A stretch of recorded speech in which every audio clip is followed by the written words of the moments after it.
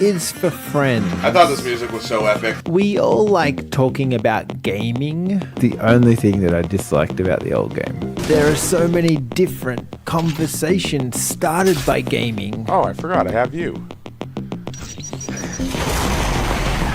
This could be anything. Okay, walk in that green goo. Oh, nope. That's a no. Anything Gaming Podcast.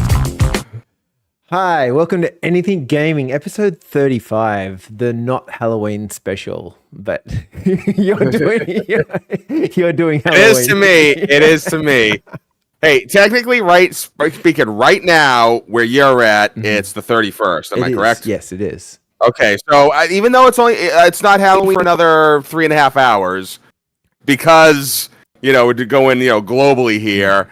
It's perfectly acceptable to wear this now. No, it is Halloween. It 100% Yeah. Oh, yeah. Yep. And unfortunately, I couldn't get my Halloween, so I did not buy a costume. So I got my default, just in case I don't get one. Yeah. Where is the Mario / 80s porn star mustache? Well, another thing too, it should be said is I think a little clarification for this particular episode is that you and me really haven't talked to each other in like a month. A little over a month. And we're not talking about we had some prep time before this episode. Seriously, as soon as we got in contact with each other, we started this. So it was very last minute. It was I didn't have time to get the mustache and all that going. So, this is all I could do. Sorry, guys. This is going to be the most anything gaming that we could do, basically. Mm-hmm, yeah. So, should we start with some video games, some news, some where have we been? Where do you want to start this crazy episode? Okay, well, we haven't really talked in a while. I will say this. Right now, I am in Silent Hill 2. That's where I parked. That's what I just played, actually, just a little while ago, right before I talked to you. Liking it as much as I like any other remake. It's better. The combat's way better, but it's still somewhat minimal. It's not great, awesome. I can't wait to fight things combat. But if you ever play the original Silent Hill games, a little wonky. It's hard to aim, just the camera angles and stuff. It's not fluid. As opposed to your more modern, over-the-shoulder thing. The puzzles have been great. I've already hit some puzzles that will stump me for 5 minutes, and I'll be like, oh, I don't want to look online. And then I just discover it, and I'm like, oh, okay, now I get it. So there's a lot of good aha moments in the puzzles in the game, which, you don't really get in Resident Evil games as much. They got puzzles, but they're more ham-fisted puzzles, really. Yeah, so... Is that your favorite of the horror kind of games, or is it just something that you've just kind of I'll do this? Is it to do with Halloween? Why did we? Where did this all come from? Sure. No. Well, I've done Silent Hill. Actually, Silent Hill was one of the first games I did on my YouTube channel. There, I've always been a fan of the Silent Hill series. The first 4. I never really played anything after the 4th one, but the first 4 Silent Hill games were really tight, and I've always enjoyed them. So, I wasn't like, oh, awesome, they're remaking Silent Hill 2. It wasn't just an excuse to say, all right, I enjoyed the original Silent Hill 2. Let's see what they do with this one. And so far, I really like it. They don't change a whole lot up. There's a couple scene changes. Couple scenes that weren't changed, but for the most part, it's a solid remake. I'm enjoying it as much as it's more of a remake than Dead Space, but maybe less than Resident Evil 2, even though there is kind of a fixed camera thing going on with the original Silent Hill. Even Silent Hill 2 kind of had it in some areas. Just because that was the style of the time. It was like a fixed space. So I've been playing. I did play a horror game, but I've been playing everyone's favorite Halloween costume, basically. Well, I'm talking original Tomb Raiders, the remastered version. Ooh. Yeah, but, all right. But it is every woman in the world, and most guys, well, not most, but a lot of guys have dressed up as Tomb Raider with those boxy boobs. So I thought, that's where I was going to start the show, with Tomb Raider. Been on a lot of flights around the world, and Tomb Raider was just the perfect game to play on those flights. I think that's a very apropos game because what does Lara Croft do? She jet sets. She's going to this location, that location, not unlike you were doing. So, yeah, like that makes perfect sense to play something like that. And I must say, the remastered makes the game so much more bearable to play with the new controls. It's much like your experience with Silent Hill 2. They've updated the controls. But then you get to these moments in the game where they do this cinema kind of camera where you're jumping through something. So they flick the screen to this fixed camera, and then all of a sudden your controls are back to front and upside down. And you're trying to control her in this weird space, and then it flicks back to you behind her again, and then all of a sudden you've got to readjust your control thought process, which makes the game twice as challenging as it really needs to be. But learning those things, and just the way they've done this game up, it's well worth having. So. And the news dropped in the time that we were off that they were actually remastering 4, 5, and 6 as well. Yes. I mean, the fourth game is where I ended, Tomb Raider: The Last Revelation.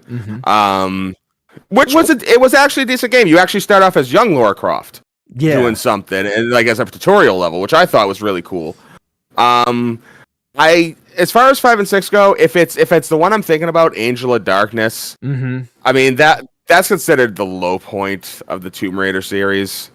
By then I like that. Yeah. That was one of the ones that I first played because I think it shipped very early to the release of PlayStation 2. Like that was the reason I bought my first PlayStation 2. Just because. I mean, it could be. Yeah. Well, I don't remember that could be either the 5th or the 6th one. I don't know, because once after Last Revelation, I kind of dropped away from Tomb Raider. I just remember hearing about how Tomb Raider: Last Revelation, it was it didn't flop. It made money, but it was kind of a critical failure at the time. They said it was good, but by this time the PS2 was out, and third-person adventure games are getting better than that. So, I wondered too if it was the release timing. There's a lot of games that release early on a platform, and no one's got that no one had the PlayStation 2 unless you were really lucky to be able to get in the first batch of them. And so, you know how everyone swaps over to the PlayStation 5 came out, everyone was still playing PlayStation 4 for a year later. And any games that came out, like Ratchet and Clank was one of those games that kind of fell away, or Sackboy was another game like that fell away a little bit because no one actually had the console when those games got released on that actual platform. So it may have been a little bit of that too. No, you make a really good point. You got to establish your mascot before you actually move some unit. There are some mascots that we've talked about mascots before. I don't think that was actually a topic thing we really touched on. Is success right out of the gate. The probably the best mascot I can think of right out of the gate was Sonic. Yeah, because even Mario had a bunch of years. You know what I mean? Just being in the background of a lot of games to get himself established in the as far as being the face of something. But Sonic was pretty strong. Sonic was able to hit that iron hot quick, Yeah, I agree with that. Some games, like you said, if when you come out with a brand new IP, and especially when it's one of the first games on the console, that might help you out because you don't have that many options for that console at that time. But you could also get rid of the risk of getting overshadowed because there's usually that big blockbuster game that everyone wants to get. Yeah. So I've actually been playing a lot of Steam games on a little device. I don't know if I've mentioned it before. It's called a Steam Deck. A Steam Deck? Here. We're going to be talking about the Steam. Why don't I take this part of my costume off because it's going to get a little hot in here.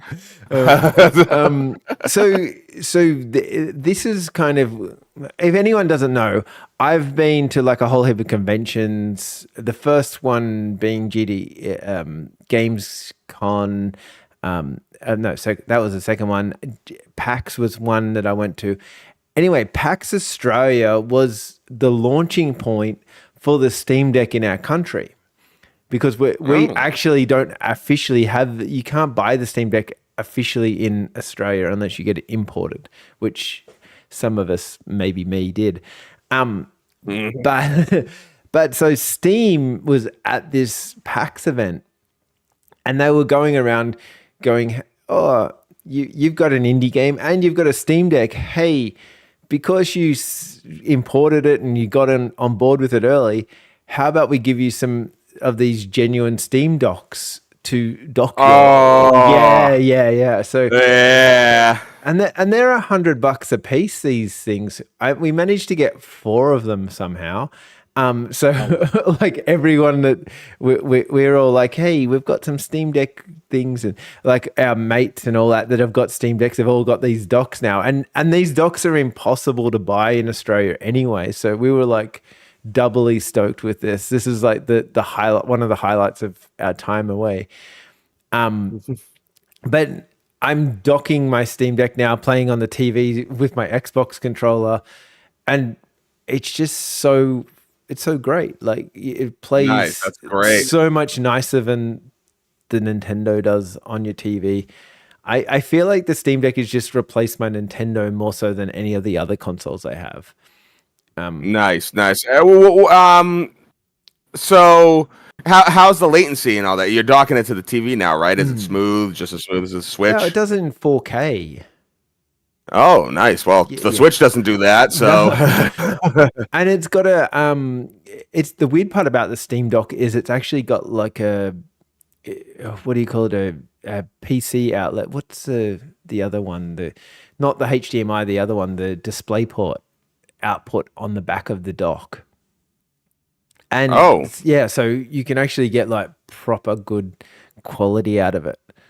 So yeah, no, it's fantastic. But that's been Tomb Raider remastered. I played Thronefall. I don't know if you've seen that. It's just a little indie game, but it's really fun. It's about like, it's kind of like a tower defense, but it's more a strategic game with a tower defense kind of thing thrown in there, and you're kind of taking over a land, and you're placing your little things around to defend the enemies from taking the land back. And yeah, it's quite fun.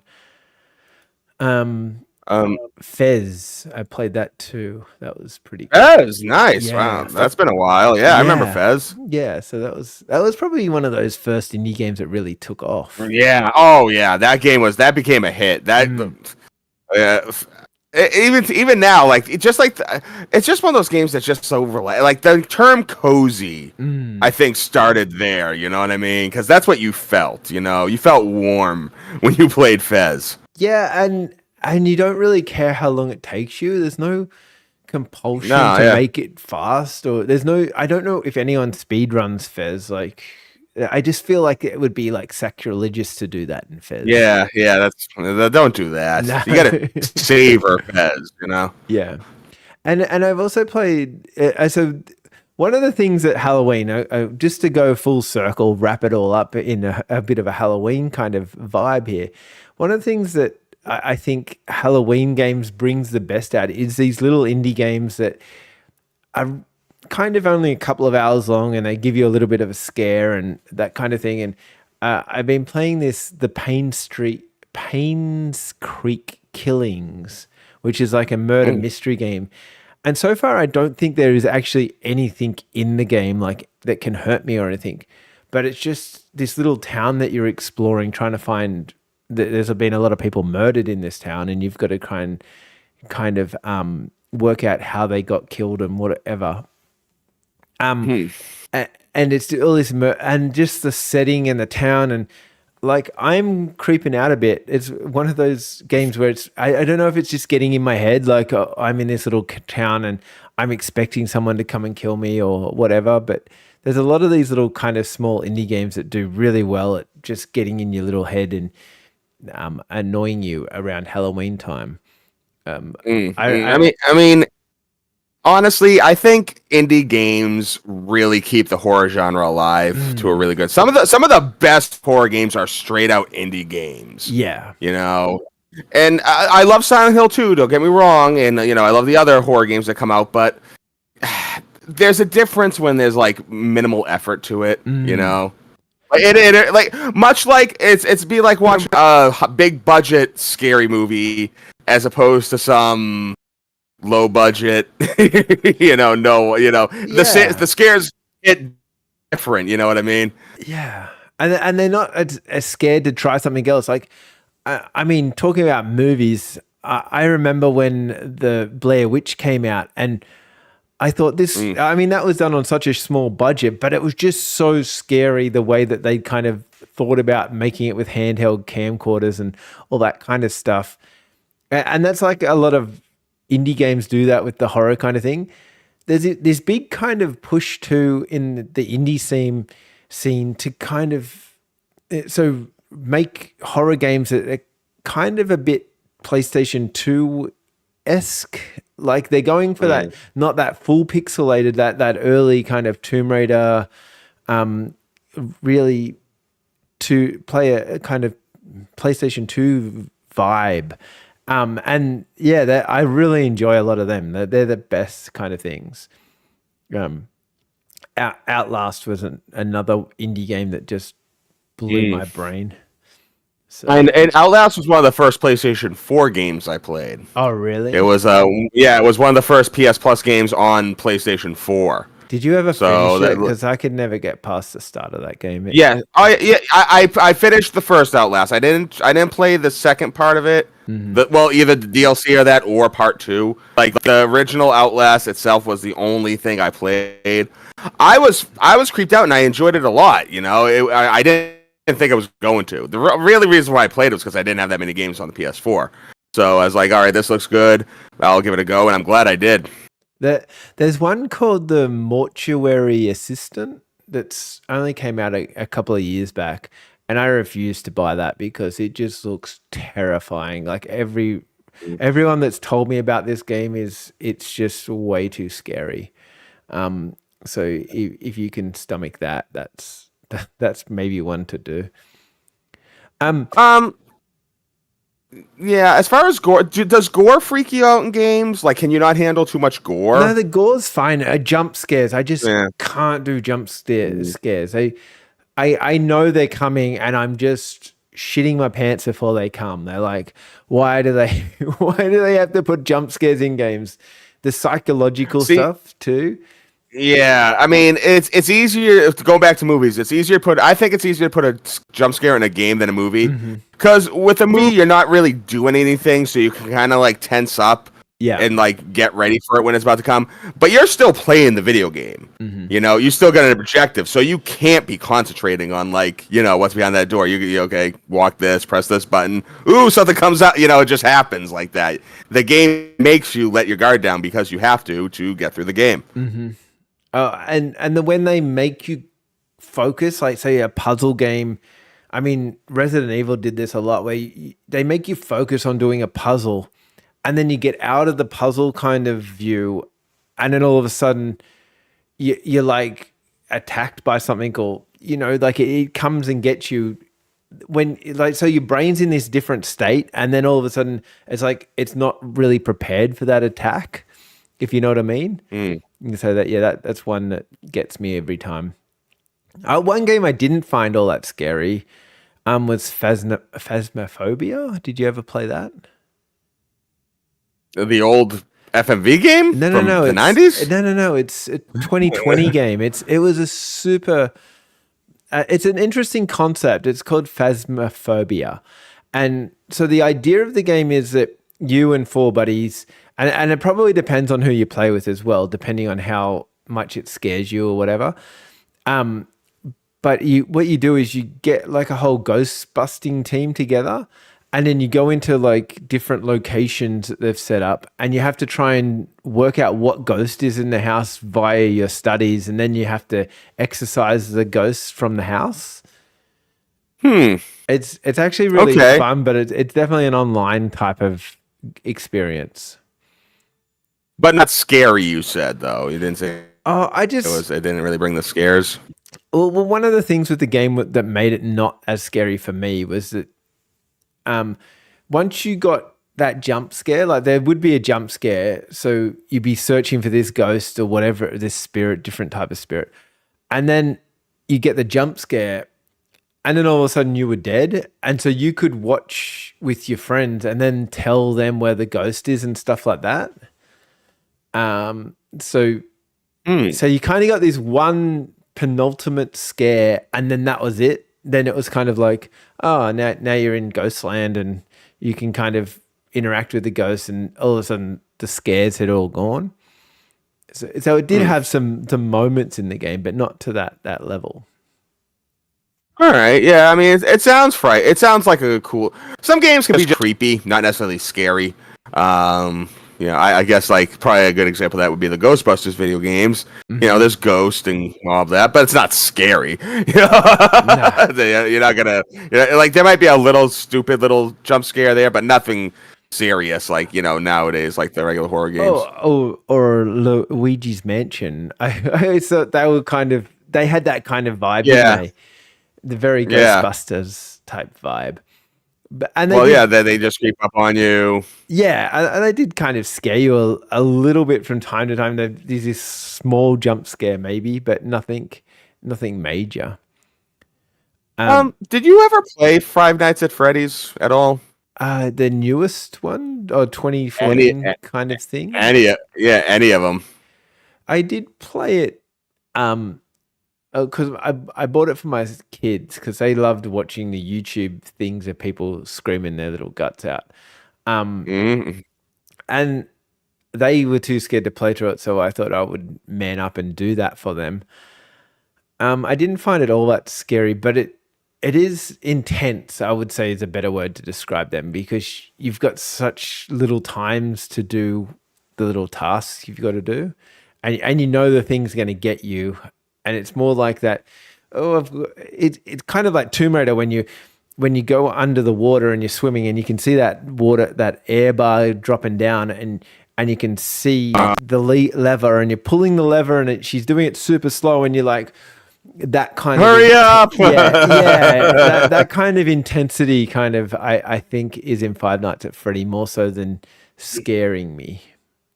That is a very slow animation because she grabs the lever, then she like feats on like where she's trying to pull. Yeah, I remember that. Yeah, remember that intensity of like, and then you couldn't just instantly grab the lever. You had to be like within a really small, finite area of the lever to kind of do it. But once you did press the right button, you'd actually see her little crossbody like shift in the direction to finally grab it. Yeah.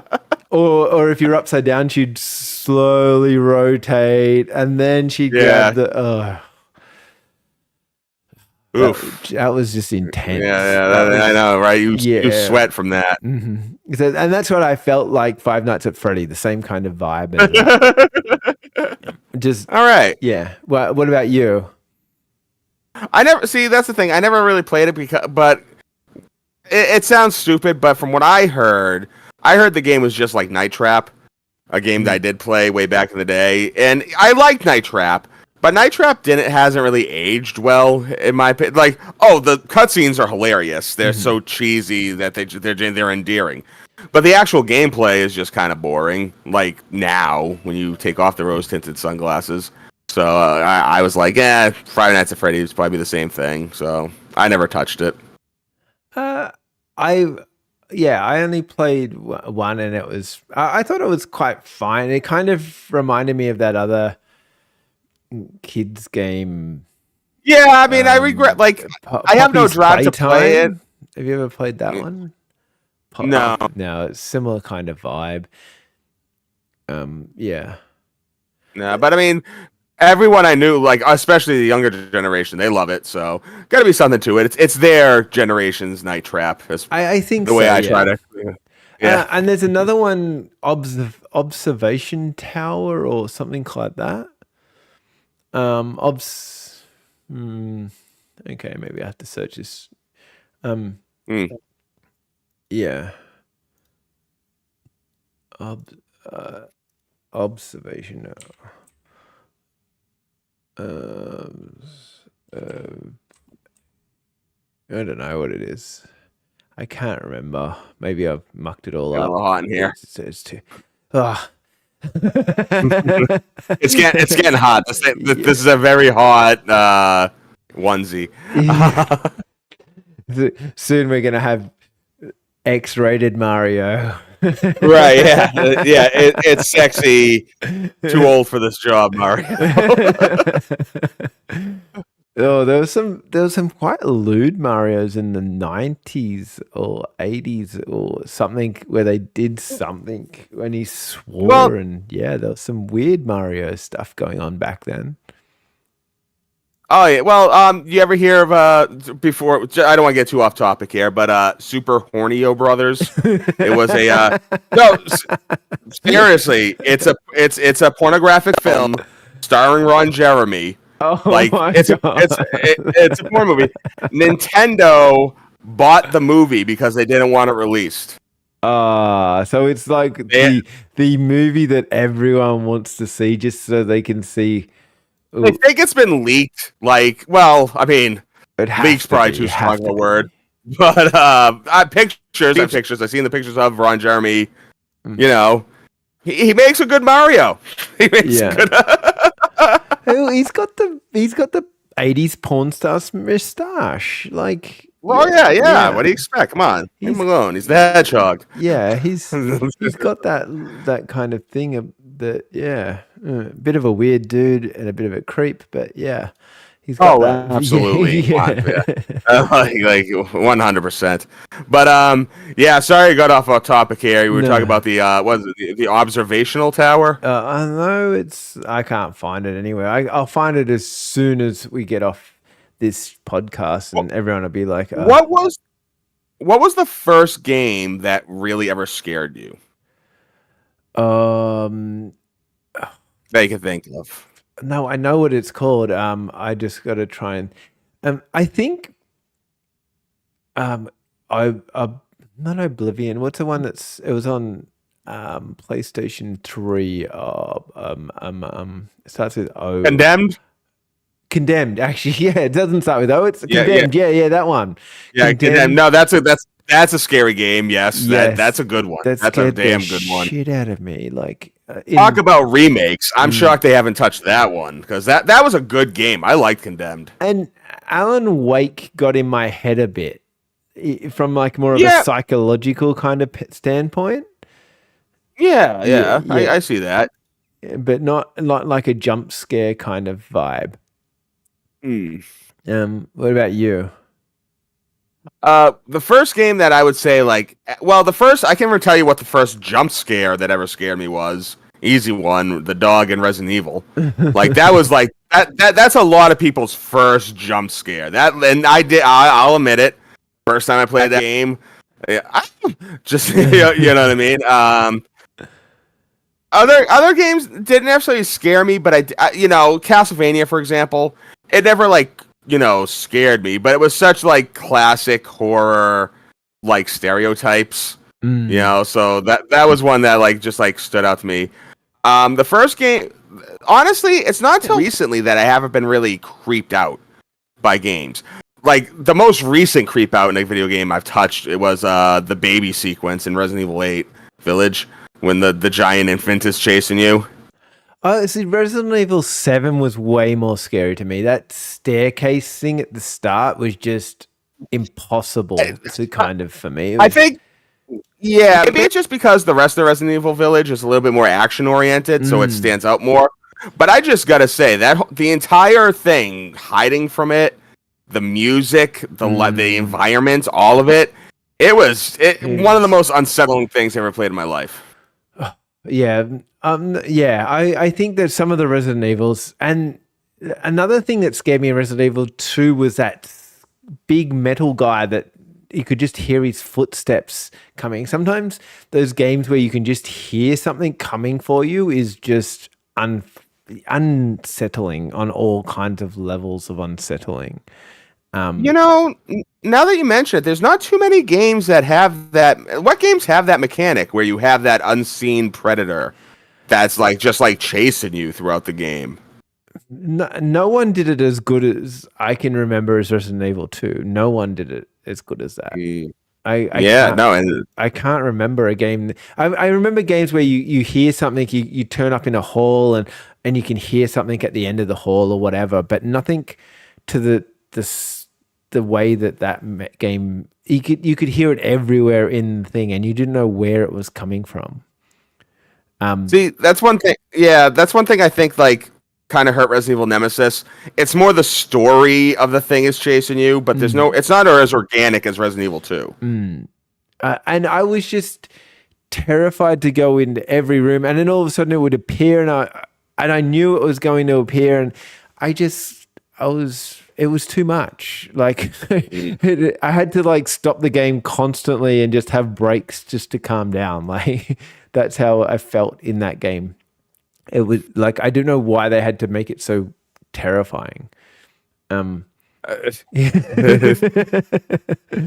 it was. Here's a question it was good I have once for you you. got through it. Okay. Yeah.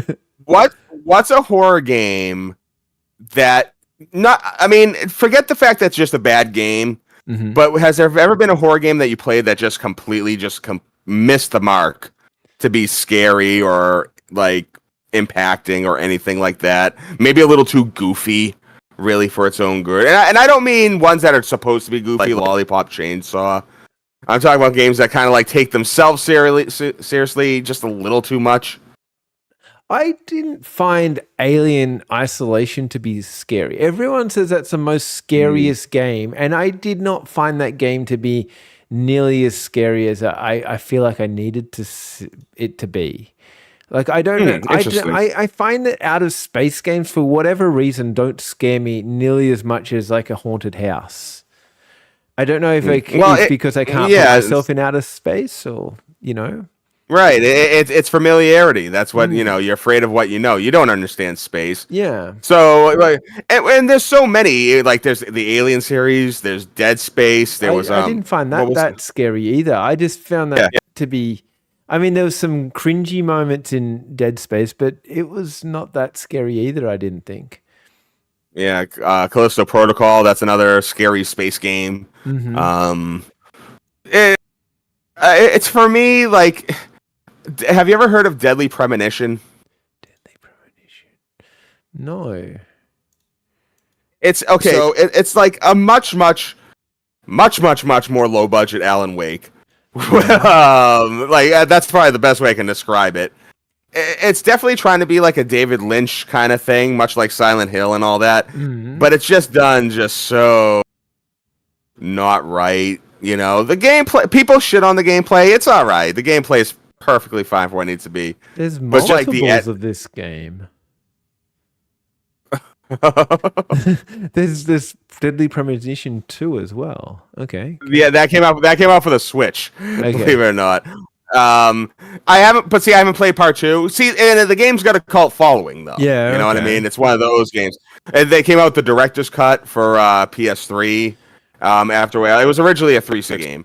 But it's one of those games you can't help but laugh while you're playing it. So it kind of misses the mark on being a scary game, even though it's supposed to be a scary game. You know what I mean? Like, that's the narrative it's giving you. Yeah, no, fair enough. I don't try to find too many scary. There was a game, Murdered or something like that I have in my library. I tried to play through, and that game turned out to be way scarier than I was expecting it to be. Have you found those games before? That I didn't expect it to be scary? Yeah, you kind of like, this is going to be just a fun game, and then all of a sudden it's like, why are they trying to scare me? Going back to it, I gotta give it to indie games, because a bunch of indie games will do that to me. Closure. I remember playing the video game Closure, and it's very minimally advertised. I forget why I bought it. Maybe it was on sale or whatever, but I rolled the dice. Yeah. And it's cool. It's a puzzle game where you have a ball of light, and if the light's not shining on a item, it doesn't exist. Oh, that's so you got to kind of stay the light. Yeah. So and then you just fall, and then the level starts over again. But the music, I don't want to say story, because it really doesn't have that much of a story, but like what it gives you is very unsettling. Another game that actually, I wouldn't say it was a game that you expected to not be scary, then became scary, but Portal. When I played Yeah. Portal, like when you find out what's going on, I wouldn't call it like Halloween scary, I think that, but definitely anxiety. It's danger, and it's something you were not expecting when you decide to boot it up. There's no indication of that. I didn't tell you that. Okay. Yeah. Here's a scary thought, and if you got a scary game, add a comment or whatever too, because we like to know about your scary experiences. But I don't find any 2D game. I feel like you can only scare me in first person. Tell me you're wrong. Tell me I'm wrong. Like, Well, because once again, you're projecting, to what your fears are. Anything scary that you're going to experience in life, you're going to do it through your own eyes. You're not going to do it someone else's. So if you're playing a game that is first person, that just, increases it at like now, because now you're projecting you walking through that scary corridor, creaking with lightning out and bats and all that. Speaking of which, if you want scares, play the VR. There is a lot of scary VR games too. I think they're lot, going to take it to the next level.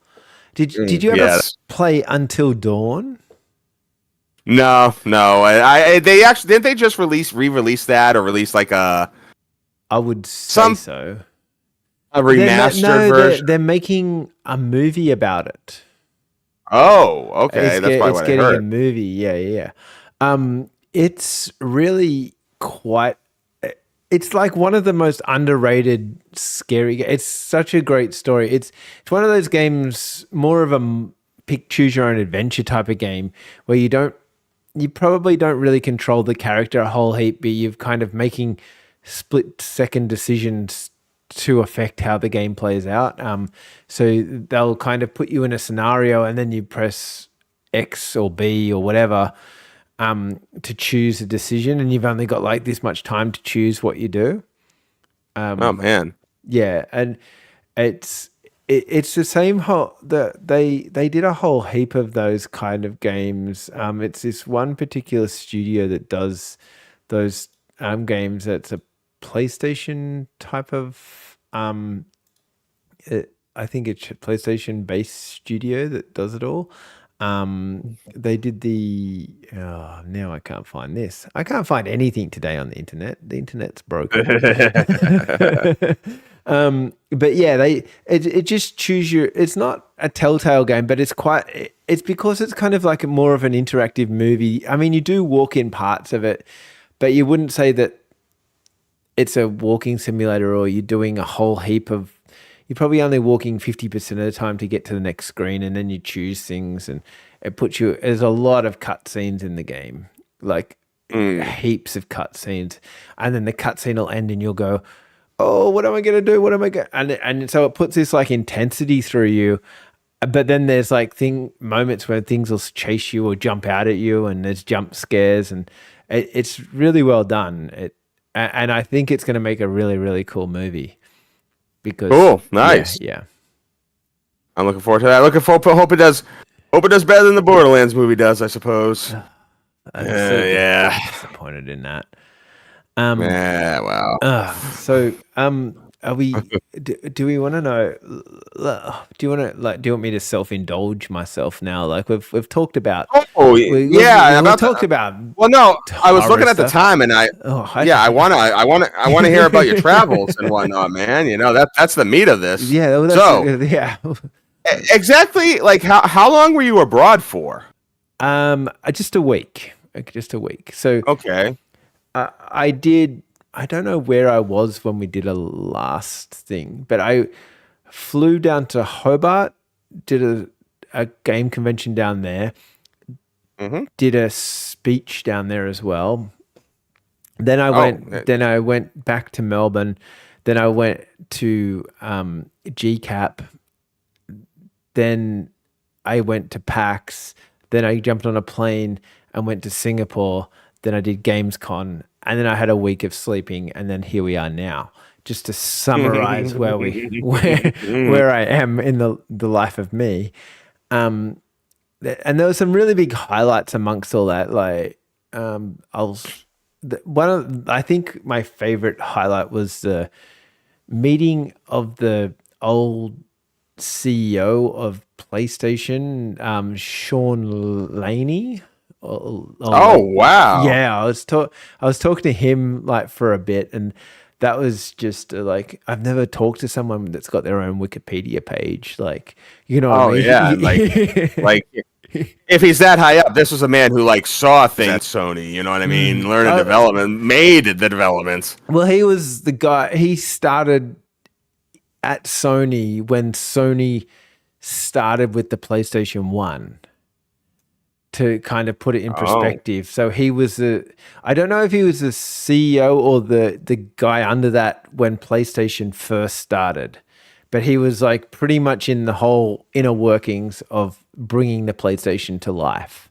So just to understand where his importance in the whole world comes, he's like one of the few guys that kind of gave us PlayStation. Yeah, wow. And you got to meet him. You got to chat him up. That's incredible. Yeah, and I went to his speech and stuff like that he was talking. They were doing like a whole thing of like him talking about his thing. And he brought up this, I think one of the most important points that he brought up was the death of AA games. He said like there's a lot of indie games that are coming up and like they're at the bottom end, and then we've got a lot of AAA games, so we've got like a lot on the top end, but we don't have a lot of AA games. He said like there was a lot of games that were like that mid-tier kind of section. And when you think about it, like, I mean, maybe Silent Hill kind of fits into that kind of category, but you think back to PlayStation 1, 2, and 3, and there was like a whole heap of games that weren't the top ones, but they'd always get a release on disc. And that like they weren't probably, I mean, Sniper Elite was another one for me that I remember back in the day. It was one of those games that came out, and they'd only like at my local game shop, there was only like one or two of them that came out where there was like 400 Call of Duty titles. You know what I mean? Like when you know those titles that only got like one or two copies at your local game shop, those type of games. There's not as many of them as there was back in the day. And like, I don't know, what's your opinion on that? But I thought that was a really interesting starting point from all of this. Well, I mean, without okay, notice, like just to, for everyone at home, I haven't told him about any of this. I'm just dropped him in deep. No. I'm just trying to figure out exactly where the line is. What constitutes a AA game? Okay. Here's a good example. Games that I've played recently. RoboCop, Rogue City. That would be a AA game. Yeah, that'd be because it's by no means an indie game. It uses the RoboCop license and imagery and all that stuff. But it wasn't like, you know, it definitely didn't get as much money spent on it like a AAA game. I can tell you that from looking at the game.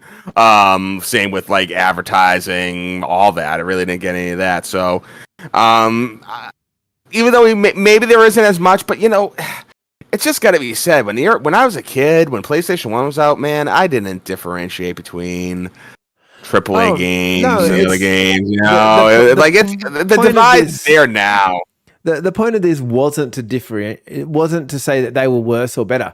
But the point of this was that he was saying that by not having that tier of games, the AAA games are kind of not really pushing themselves to do anything bigger or better. So they're kind of just falling into this repeat kind of cycle, and we're getting the same shit every day, every year.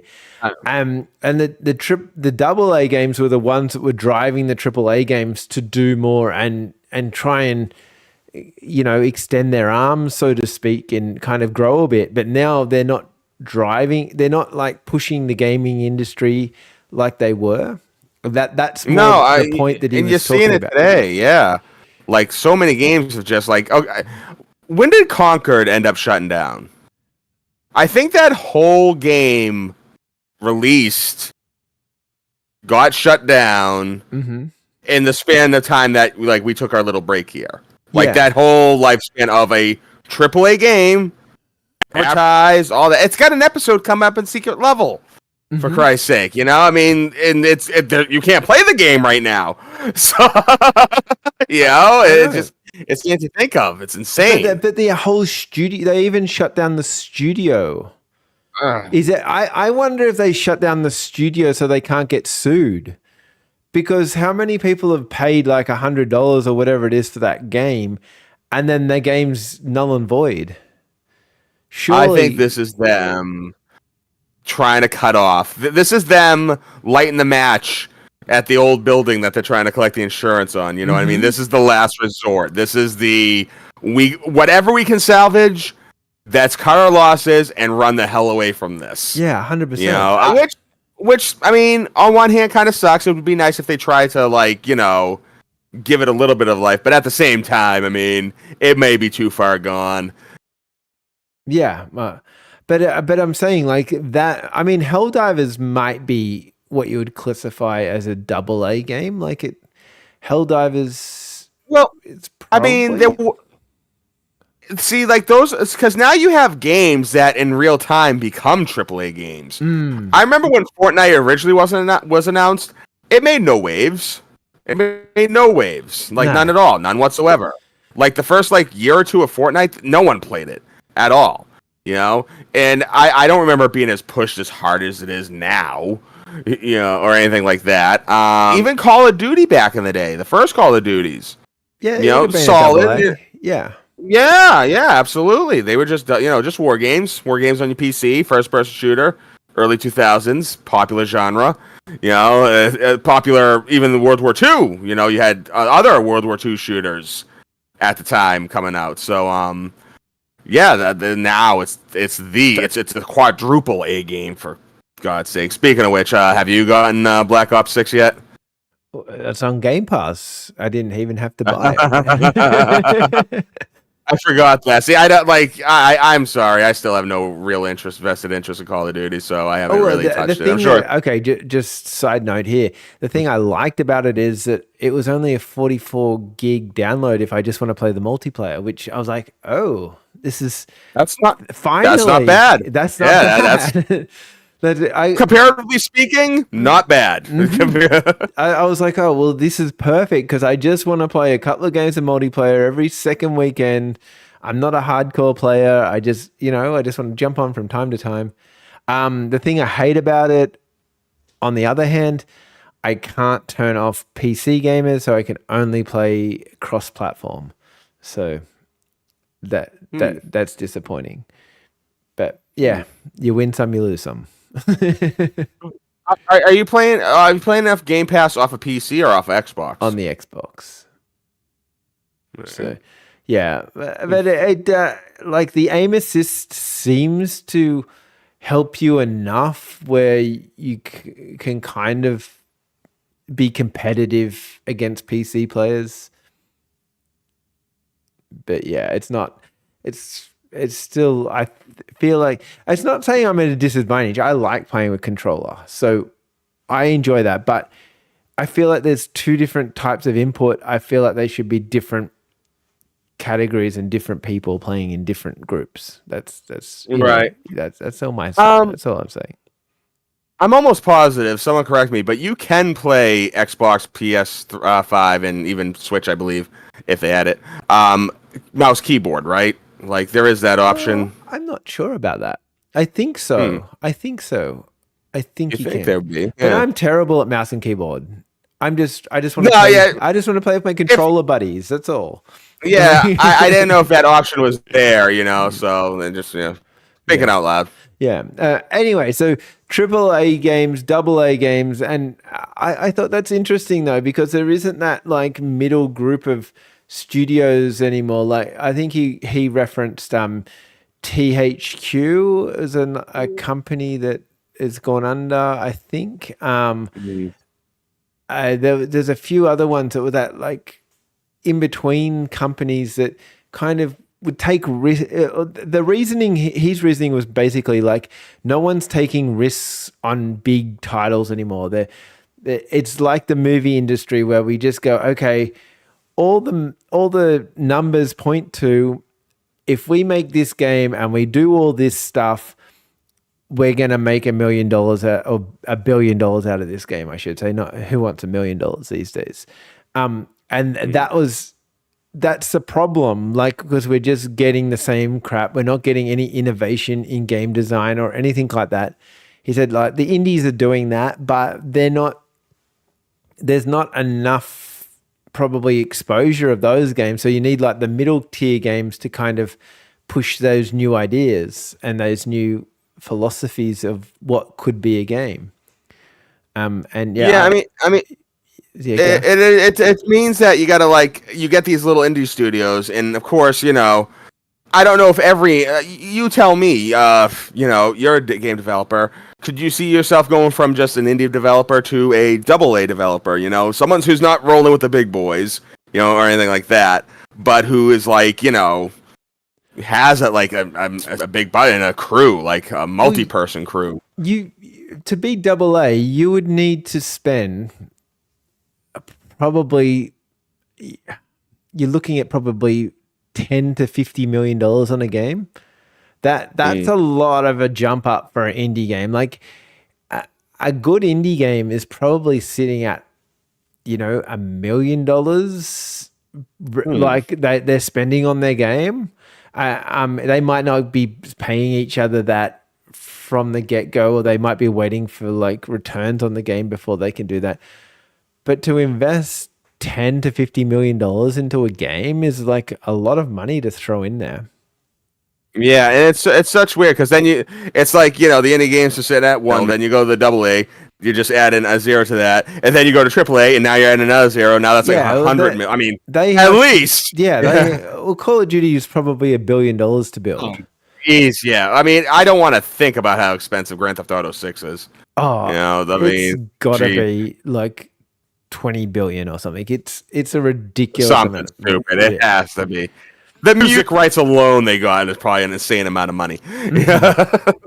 Oh yeah, I would say that's for sure. So I think it's interesting to see where they all go with all these type of things. But then an interesting thing came up. Oh my god!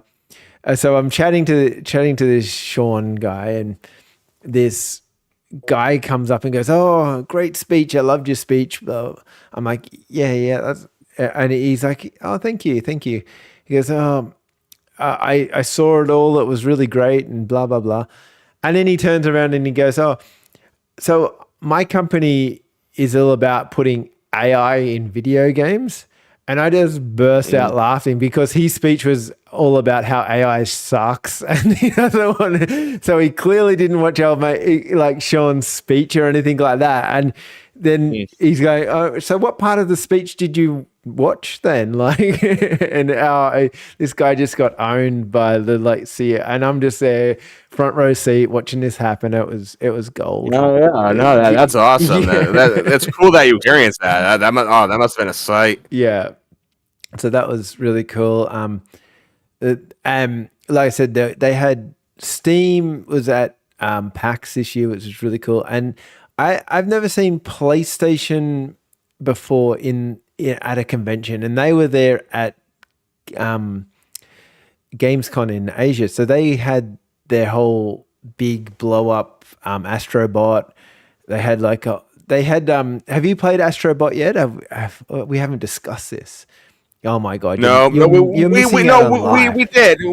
did briefly right when it came out. I didn't pick it up yet. The only games I picked up on since a little hiatus was Silent Hill and the new Zelda. Oh, the new Zelda. We can talk about that in 5 seconds. I've been playing that as well. But the only reason I still own a Nintendo, but the Astrobot is it's such a great game. But in that Astrobot game, there's a claw machine. So when you want to get extra skins or different stuff in the game, you use all the coins that you find and you put them into this claw machine, and it picks out like this ball thing, and then you can do that. So if you bought games or anything, PlayStation 5 or different things there, then you'd get some coupons to use the PlayStation claw machine, which would give you like some extra free merch. Yeah, so that was really cool too. That's very cool. Yeah. Yeah, so they had that part going on. But PlayStation and Capcom was there too. I've never seen Capcom in the wild as well. Like, Uh, yeah, awesome. yeah, very, very different kind of. The Singapore one was very kind of anime kind of orientated, where Australia's not as anime orientated. I don't know. I'm kind of interested to see what an American convention would be like if they're more. I feel like you'd be more Call of No, Duty kind of honestly, from what I've seen, it's really not. We're probably closer to you Yeah. than we are to Singapore. I mean, yeah, there's anime there. You know, you got your cosplayers and stuff like that, but nothing. It ain't all anime. You know, like even if you go to like the one con I went to was more of a comic book con, Terrificon. It was at in Connecticut, like back about 4 or 5 years ago that I went to. You know, you had your cosplayers there, but it wasn't heavy. Like I like from what I've gathered from looking at magazines and all that. Yeah, it's more anime oriented. If you go to like Tokyo Game Show, so yeah, that's pretty. They were very anime. I didn't even know who they were dressing up as. I was like, I mean, it's really cool. I mean, awesome kind of outfits, but I don't know. This. Oh yeah, I don't know this. This is a different world to me. So yeah, so it was a very, very interesting kind of events. Lots of cool people.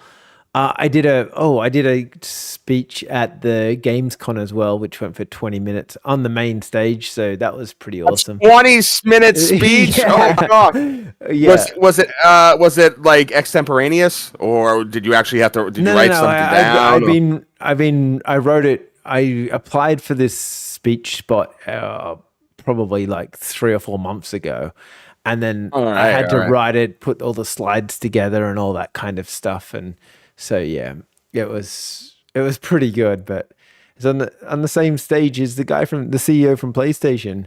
It's like, hey. Moving up. I walked in there and go, "Oh my god, this is a lot of people." Yeah, there's a lot of people to talk. Yeah, that's great. Yeah, so. Yep. Oh, I'm sure you did. Actually, I think I saw some of it. You sent a link out.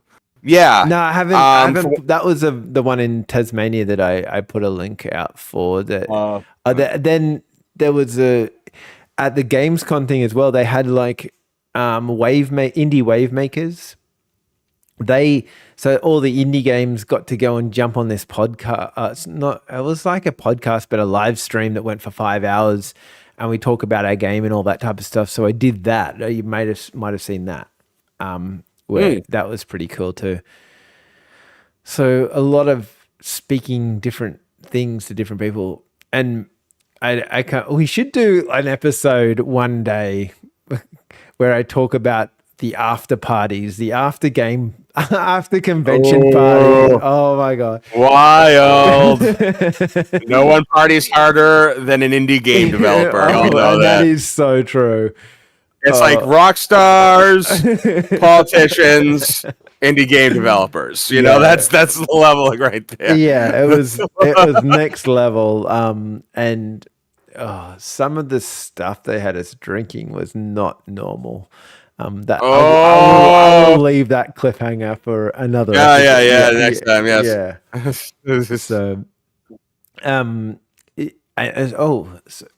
So yeah, I think that's it. What are we going to do next week? Are we going to talk? We could do. Do you like Zelda Echoes? Are you into that? Or? I've only played a little bit of it, but so far, so honestly, I kind of don't want to play it, and I want to go back and play Link's Awakening. Oh, okay. Part of me's thinking about doing that because, like, it definitely seems like a Link's Awakening sequel.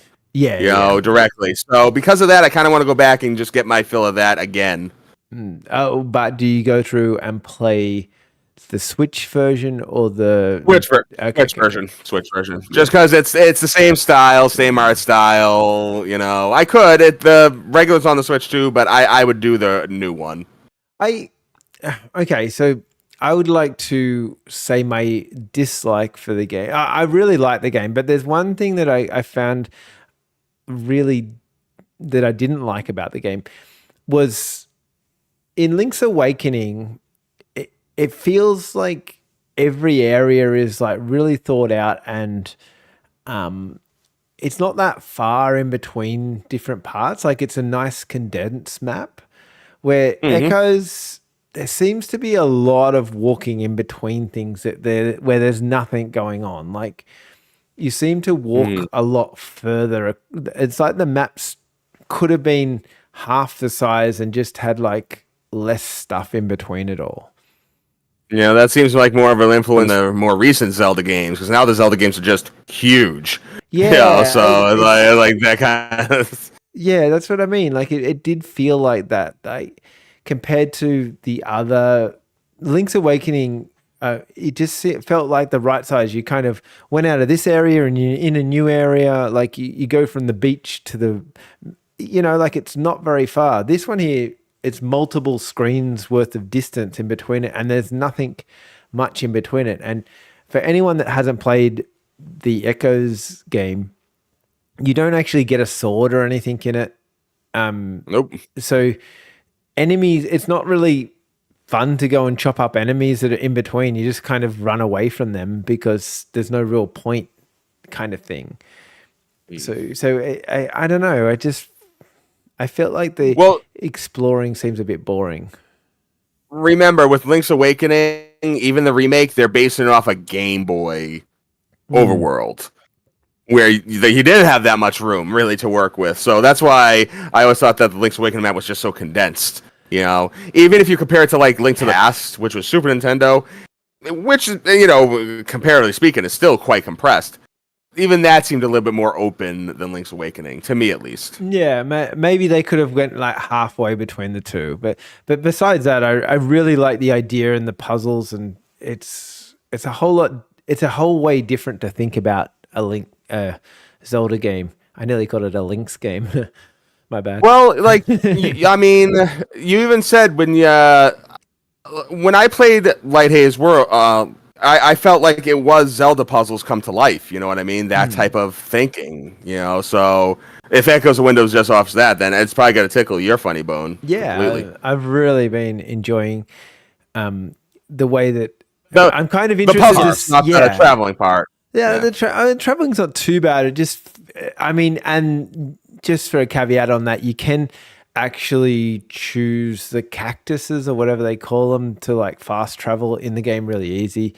So they probably worked out that they'd make the map way too big and decided, won't make it smaller. We'll just put fast travel in and fix that problem pretty easy. The dungeons are really interesting too. Like they're really well thought out. I really enjoyed the dungeon so far. I'm probably about halfway through the game. Oh, nice. So yeah, we could do an episode about that. Who knows what we'll do next time? Yeah, well, I mean, look, we've been away, and honestly, like this podcast, it wasn't just us, explaining horror games, it wasn't explaining Trip. This is the first time you and me really have talked in a long time. I know, so. Right? I enjoyed that stuff. I thought you hated me, just to be fair, because I sent you a message on Discord. You did. I'm sorry. You didn't even get back to me, and here I am going. Oh no! I'm like a month out of his life, he hates me now. I get like 20 different Discord messages. It's my fault. I should have probably checked up on it. But I did. Plus, I'm sorry. Yeah. Right. I was even thinking to myself because I went to look for you. And I was like, I haven't heard from Ant lately, and he was doing his thing in Singapore. I'll see how it was, and then I message you.